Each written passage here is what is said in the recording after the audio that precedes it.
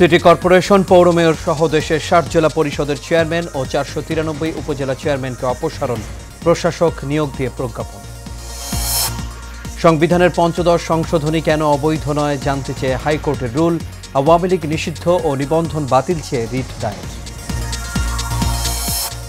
গণ অভ্যুত্থানকে ব্যর্থ করতে ষড়যন্ত্র চলছে বললেন মির্জা ফখরুল। আগামী সপ্তাহেই ঢাকায় আসছে জাতিসংঘের প্রতিনিধি দল, জানালেন স্বরাষ্ট্র উপদেষ্টা। এবং সাবেক প্রধানমন্ত্রী শেখ হাসিনার বিরুদ্ধে আরও ৬টি হত্যা মামলা দায়ের, ১৩ বছর পর হারুন বিপ্লবের বিরুদ্ধে ফারুকের হত্যা চেষ্টার মামলা।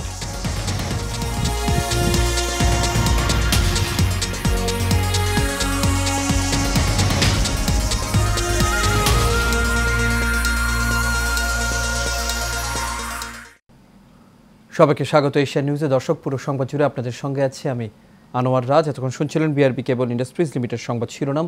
এবার চলে যাচ্ছে পুরো খবর।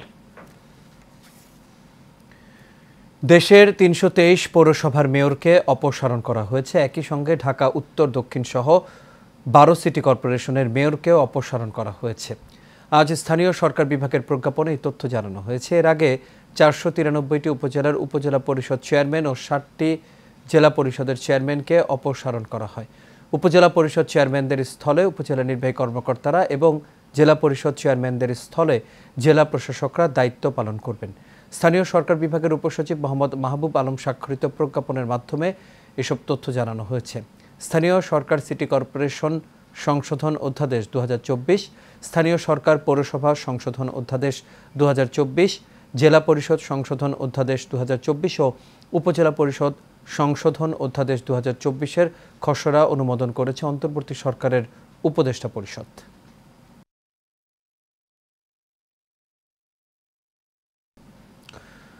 সংবিধানের পঞ্চদশ সংশোধনী আইন কেন সংবিধানের সঙ্গে সাংঘর্ষিক ঘোষণা করা হবে না তা জানতে চেয়ে রুল দিয়েছেন হাইকোর্ট। এই সংক্রান্ত রিটের প্রাথমিক শুনানিতে বিচারপতি নাইমা হায়দার ও শশাঙ্ক শেখর সরকারের সমন্বয়ে গঠিত হাইকোর্ট বেঞ্চ আজ এই রুল দেন।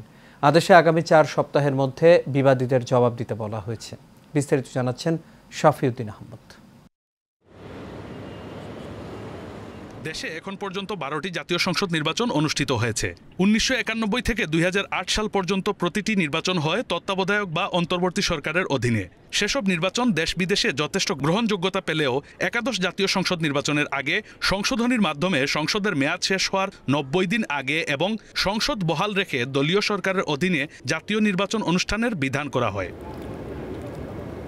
এই পঞ্চদশ সংশোধনীর মাধ্যমে সংবিধানের মৌলিক কাঠামোতেও পরিবর্তন আনে তৎকালীন ক্ষমতাসীন দল।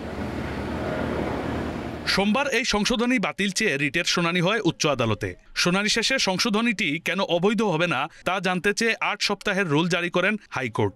তত্ত্বাবধায়ক সরকার ব্যবস্থা বাতিল করে এবং আরো অনেকগুলো মৌলিক পরিবর্তন আনা হয় সংবিধানে। এর মধ্যে যেমন একটা উল্লেখযোগ্য হচ্ছে ৭ ধারার পরিবর্তন, যার মাধ্যমে পরবর্তী সংসদগুলোর সংবিধান সংশোধন করার ক্ষমতাকে গুরুতরভাবে খর্ব করা এবং এটা জনগণের যে সুপ্রিমেসি, জনগণের যে সর্বোচ্চ অধিকার রাষ্ট্রের ব্যাপারে, সেটাকে গুরুতরভাবে খর্ব করে। অ্যাটর্নি জেনারেল বলছেন, এই সংশোধনীর মধ্য দিয়েই মূলত গণতন্ত্রহীনতার দিকে যায় বাংলাদেশ। ভোট ডাকাতি করে ক্ষমতায় থাকার পথও সুগম হয়। ভোট ডাকাতি করে ক্ষমতায় থাকতে পারতেছেন, কিন্তু অন্য কোনোভাবে কেউ যাতে না আসতে পারে, তত্ত্বাবধায়ক বলেন, নির্বাচন প্রক্রিয়াকে স্বচ্ছ করার জন্য বলেন, সেটা যাতে না আসতে পারে। এই সংশোধনের মধ্য দিয়ে গণতন্ত্রহীনতার দিকে বাংলাদেশ এগিয়েছে। এই সংশোধনের মধ্য দিয়েই বাংলাদেশের বিচার ব্যবস্থায় এক ধরনের হস্তক্ষেপের পরিস্থিতি তৈরি হয়েছে সরকারের। রিটকারীদের অন্যতম সুজন সম্পাদক বদিউল আলম মজুমদার বলছেন, স্বেচ্ছাচারিতা ও জালিয়াতির মাধ্যমে এই সংশোধনীটি এনেছিল হাসিনা সরকার। পঞ্চদশ সংশোধনী পাশ করা হয়েছে সম্পূর্ণ স্বেচ্ছাচারিতার ভিত্তিতে এবং মিথ্যাচার, জালিয়াতির মাধ্যমে। তত্ত্বাবধায়ক সরকার ব্যবস্থা বিলোপ সহ কয়েকটি বিষয় অন্তর্ভুক্ত করে ২০১১ সালের ৩ জুলাই পঞ্চদশ সংশোধনী সংক্রান্ত গেজেট প্রকাশ করা হয়। এই সংশোধনীর বৈধতা চ্যালেঞ্জ করে রিট করেছিলেন সুশাসনের জন্য নাগরিক নামের সংগঠনের সম্পাদক বদিউল আলম মজুমদার সহ ৫ বিশিষ্ট ব্যক্তি। শাফিউদ্দিন আহমদ, এশিয়ান টেলিভিশন, ঢাকা। ছাত্র জনতাকে নির্বিচারে হত্যার দায়ে বাংলাদেশ আওয়ামী লীগকে নিষিদ্ধ ও নিবন্ধন বাতিল চেয়ে হাইকোর্টে একটি রিট করা হয়েছে। আজ মানবাধিকার সংগঠন সারডা সোসাইটির পক্ষে নির্বাহী পরিচালক আরিফুর রহমান মুরাদ ভুইয়া এই রিটটি করেন।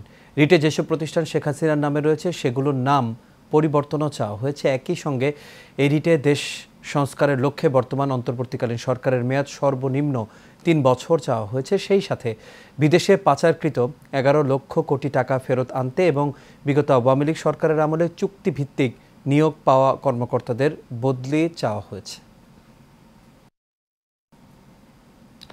ছাত্র জনতার গণ অভ্যুত্থানকে ব্যর্থ করতে এখনও একটি মহল ষড়যন্ত্র করছে, এমন অভিযোগ করেছেন বিএনপির মহাসচিব মির্জা ফখরুল ইসলাম আলমগীর।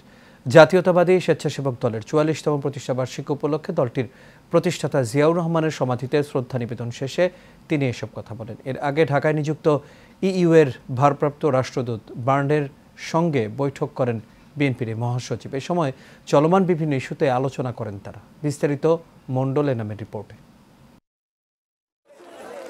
জাতীয়তাবাদী স্বেচ্ছাসেবক দলের 44তম প্রতিষ্ঠাবার্ষিকী উপলক্ষে দলের নেতাকর্মীদের নিয়ে জিয়া উদ্যানে বিএনপির প্রতিষ্ঠাতা শহীদ জিয়াউর রহমানের সমাধিতে শ্রদ্ধা নিবেদন করেন স্বেচ্ছাসেবক দলের নেতাকর্মীরা। শ্রদ্ধা নিবেদন শেষে বিএনপির মহাসচিব মির্জা ফখরুল ইসলাম আলমগীর বলেন, অন্তর্বর্তীকালীন সরকারকে সর্বাত্মক সহায়তা করবে বিএনপি। পরিষ্কার করে বলতে চাই, আমরা একটা নতুন বাংলাদেশ চাই। আমরা চাই একটা গণতান্ত্রিক বাংলাদেশ, সাম্য, মানবিক অধিকার, ন্যায় বিচারকে প্রতিষ্ঠিত করে আমরা এই নতুন বাংলাদেশ গঠন করতে চাই। আজকে এই নতুন প্রতিষ্ঠাবার্ষিকীর মধ্যে দিয়ে স্বেচ্ছাসেবক দল নতুনভাবে গড়ে উঠবে বলে আমরা প্রত্যাশা করি। এদিকে গুলশান বিএনপির চেয়ারপারসনের কার্যালয়ে ঢাকায় নিযুক্ত ইইউ রাষ্ট্রদূতের সাথে দেশের চলমান পরিস্থিতি নিয়ে আলোচনা করে বিএনপির স্থায়ী কমিটির সদস্যরা। মণ্ডল এনাম, এশিয়ান টেলিভিশন, ঢাকা। বৈষম্য বিরোধী ছাত্র আন্দোলনের সময়ে ঘটে যাওয়া ঘটনাগুলো তদন্তের জন্য আগামী সপ্তাহে আসছেন জাতিসংঘের প্রতিনিধি দল। তাদেরকে সব ধরনের সহায়তা করা হবে বলে জানিয়েছেন স্বরাষ্ট্র উপদেষ্টা অবসরপ্রাপ্ত মেজর জেনারেল জাহাঙ্গীর আলম চৌধুরী। সকালে সচিবালয়ে জাতিসংঘের আবাসিক প্রতিনিধিদের সঙ্গে বৈঠক শেষে এই কথা জানান স্বরাষ্ট্র উপদেষ্টা। তিনি আরও বলেন, বর্তমান সময়ে আইনশৃঙ্খলা পরিস্থিতির উন্নয়ন ও কৃষির উৎপাদন বাড়ানোর প্রতি বেশি গুরুত্ব আরোপ করা হয়েছে। এছাড়া রোহিঙ্গাদের প্রয়োজনীয় খাদ্য সামগ্রীর বিষয় নিয়ে কথা হয়েছে জাতিসংঘের আবাসিক প্রতিনিধিদের সঙ্গে।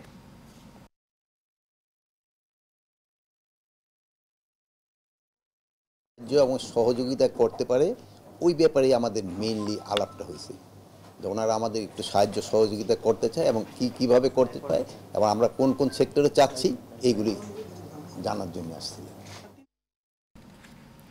দেশের অন্তর্বর্তীকালীন সরকারের প্রধান উপদেষ্টা অধ্যাপক ডক্টর মোহাম্মদ ইউনুসকে অভিনন্দন জানিয়েছেন রামন ম্যাগসেসে পুরস্কার ফাউন্ডেশন। সম্প্রতি অধ্যাপক ইউনুসের কাছে পাঠানো ফাউন্ডেশনের এক অভিনন্দন বার্তায় বলা হয়, রামন ম্যাগসেসে অ্যাওয়ার্ড ফাউন্ডেশনের পক্ষ থেকে অন্তর্বর্তীকালীন সরকার ও বাংলাদেশের জনগণকে আন্তরিক অভিনন্দন জানানো হয়। সভাপতি রামন ম্যাগসেসে বলেন, সরকার দেশের জনগণের কল্যাণের জন্যই নিম্ন পর্যায় থেকে শুরু করে উন্নতির দিকে অগ্রসর হয়, কারণ গণমানুষের কল্যাণই সরকারের কাজ। এর আগে 1984 সালে ডক্টর ইউনুস রামন ম্যাগসেসে পুরস্কার পান। জয়পুরহাটে শেখ হাসিনা, ওবায়দুল কাদের সহ 128 জনের বিরুদ্ধে হত্যা মামলা করা হয়েছে। শিক্ষার্থী নজিবুল সরকার বিশাল নিহতের ঘটনায় তার বাবা বাদী হয়ে এই মামলা করেন। অন্যদিকে নারায়ণগঞ্জে শেখ হাসিনা ও শামীম ওসমানের বিরুদ্ধে হত্যা মামলা হয়েছে। ছাত্র আন্দোলনে মিলন নামে এক মাছ ব্যবসায়ী নিহতের ঘটনায় এই মামলায় আরও আসামি করা হয়েছে ওবায়দুল কাদের, আসাদুজ্জামান খান কামাল সহ 62 জনকে। রংপুরে ব্যবসায়ী মানিক হত্যার প্রায় 1.5 মাস পর শেখ হাসিনা, ওবায়দুল কাদের সহ 119 জনের বিরুদ্ধে মামলা হয়েছে। এছাড়া রাজধানীর মিরপুরে লিটন হাসান লালুকে হত্যার অভিযোগে শেখ হাসিনা সহ 148 জনের বিরুদ্ধে মামলা হয়েছে। মিরপুরে আরেক শিক্ষার্থী আলবি হত্যায় আরও একটি মামলা হয়েছে শেখ হাসিনার বিরুদ্ধে। এছাড়া চট্টগ্রামে শিক্ষার্থী ওয়াসিম নিহতের ঘটনায় শেখ হাসিনা সহ 108 জনের নাম উল্লেখ করে মামলা হয়েছে। 5 আগস্ট শেখ হাসিনার পতনের পর এ নিয়ে তার বিরুদ্ধে 19টি মামলা হলো, যার মধ্যে 18টি হত্যা মামলা। সাবেক ডিবি প্রধান হারুন ও বর্তমানে ডিএমপির যুগ্ম কমিশনার বিপ্লব কুমারের নামে শেরেবাংলা নগর থানায় হত্যা মামলা করেছেন বিএনপির চেয়ারপারসনের উপদেষ্টা জয়নুল আবেদিন ফারুক। দুপুরে তিনি এই মামলা করেন। 2011 সালে বিএনপির ডাকা হরতাল কর্মসূচি চলাকালে সংসদ ভবনের কাছে পুলিশের লাঠিপেটায় আহত হন ফারুক। এই ঘটনায় দায়ের করা মামলায় পুলিশের 25 সদস্যকে আসামি করা হয়েছে। তাদের মধ্যে রয়েছেন ঢাকা মহানগর পুলিশের তৎকালীন অতিরিক্ত উপ কমিশনার হারুনুর রশিদ এবং সহকারী কমিশনার বিপ্লব কুমার সরকারও। এদিকে চট্টগ্রামের রাঙ্গুনিয়ায় বিএনপির মহাসচিব মির্জা ফখরুলের ওপর হামলার ঘটনায় সাবেক পররাষ্ট্রমন্ত্রী হাসান মাহমুদ সহ 86 জনের নামে মামলা হয়েছে। কর্মস্থলে যোগ দেওয়ার সময় শেষ হলেও ঢাকা মেট্রোপলিটন পুলিশ কমিশনারের কার্যালয়ে যোগ দেয়নি অনেক কর্মকর্তা। তারা কোথায় আছে এখন পর্যন্ত কোনো হদিস পাওয়া যায়নি। এদের মধ্যে রয়েছে অতিরিক্ত পুলিশ কমিশনার হারুনুর রশিদ, হাফিজ আক্তার মহিদ উদ্দিন, যুগ্ম পুলিশ কমিশনার বিপ্লব কুমার, মেহেদি হাসান সহ আরও অনেকেই। সাইফুল ইসলাম নয়নের রিপোর্টে দেখুন বিস্তারিত। ছাত্র জনতার গণ অভ্যুত্থানের মুখে গত 5ই আগস্ট সাবেক প্রধানমন্ত্রী শেখ হাসিনা বিদেশে পালিয়ে যাওয়ার পরই ঘাটাকা দিয়েছেন ঢাকা মেট্রোপলিটন পুলিশের অনেক বড় বড় কর্মকর্তা। জানা যায় ঢাকা মেট্রোপলিটন পুলিশের আলোচিত অতিরিক্ত পুলিশ কমিশনার হারুনুর রশিদ, হাফিজ আক্তার মহিউদ্দিন, বিপ্লব কুমার সরকার সহ প্রায় ডজন খানেক কর্মকর্তা এখনও যোগ দেয়নি কর্মস্থলে। আওয়ামী লীগের প্রায় 16 বছরের শাসনের মধ্যেই এসব কর্মকর্তা দ্রুত পদোন্নতি নিয়ে সরকারের অজ্ঞাবহ হয়ে গুরুত্বপূর্ণ দায়িত্ব পালন করে আসছিলেন। এর মধ্যেই আলোচিত হারুনুর রশিদ বিএনপি নেতা জয়নুল আবেদিন ফারুককে পিটিয়ে সবার নজরে এসেছেন। পাশাপাশি বিপ্লব কুমার সরকারও একই পথের পথিক। পুলিশের কয়েকটি সূত্র জানিয়েছেন, আওয়ামী লীগ সরকারের সময় যারা দলবাজ কর্মকর্তা ছিল তাদের বিরুদ্ধে শাস্তিমূলক ব্যবস্থা নিচ্ছে সরকার।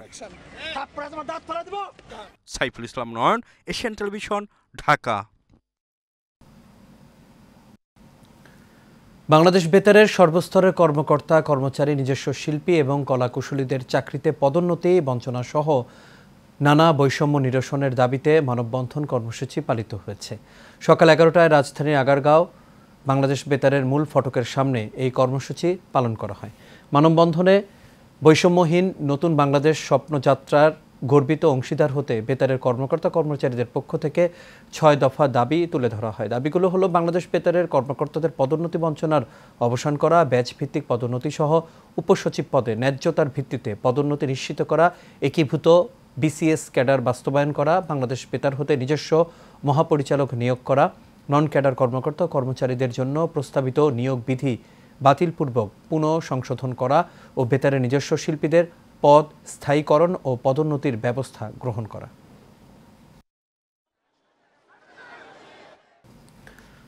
রাজধানী মিরপুরে একই বাড়ি একাধিক ব্যক্তির কাছে বিক্রি ও বন্ধক রেখে টাকা আত্মসাতের অভিযোগ উঠেছে এক প্রতারকের বিরুদ্ধে। এই ঘটনায় ওই প্রতারকের বিরুদ্ধে পল্লবী থানায় 4টি মামলা করেছেন ভুক্তভোগীরা। এতে উল্লেখ করা হয়েছে, বাউনিয়াবাদ এলাকার মান্নান হাওলাদার নামের এক ব্যক্তি তার বাড়ি বিক্রি ও বন্ধক রেখে একাধিক ব্যক্তির কাছ থেকে মোটা অঙ্কের টাকা আত্মসাৎ করেন। বিষয়টি জানাজানি হলে পাওনাদাররা টাকা ফেরত চাইলে বিভিন্নভাবে তালবাহানা শুরু করেন ওই প্রতারক। এই ঘটনায় একাধিকবার স্থানীয়ভাবে সালিশ হলেও কোনো সমাধান হয়নি। মান্নান হাওলাদার আমার এই বাড়ি দেখা টাকা নিছে বন্ধ। মান্নান হাওলাদার আমাদের থেকে 3.5 লক্ষ টাকা দিয়েছে ঘর বন্ধক বাবদে। বাড়িটা আমি ক্রয় করেছি, মান্নান হাওলাদার আমার কাছে বাড়িটা বিক্রি করেছে। আমি মান্নান হাওলাদার বাড়িটা কিনেছি। মান্নান হাওলাদার এই বাড়ি দেখায় বিভিন্ন লোকের তো টাকা পয়সা নিয়েছে। এখন তাদের টাকা পয়সা তারা যখন বিক্রি করছে কিংবা বিক্রি করার আগে তাদের কাছে বলছে যে আমি বিক্রি করে আমি ওদের টাকা দিয়ে দেব। এখন সে বাড়ি বিক্রি করার পরে এখন সে তাদের টাকা দেয় নাই। আর এর সাথে শেষ করবে এশিয়া নিউজ। তবে যাবার আগে বিআরবি কেবল ইন্ডাস্ট্রিজ লিমিটেড সংবাদ শিরোনামগুলো দেখে নেব দর্শক আরও একবার।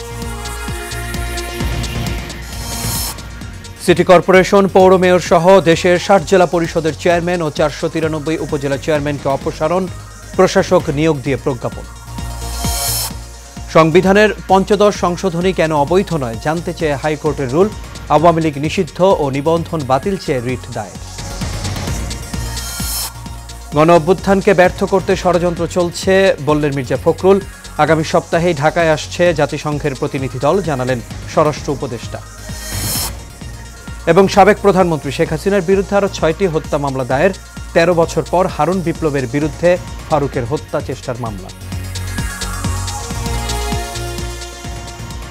দর্শক, এই ছিল আমাদের এখনকার আয়োজনে। আমাদের পরবর্তী সংবাদ দেখার আমন্ত্রণ রইল। এতক্ষণ সাথে থাকার জন্য সবাইকে ধন্যবাদ।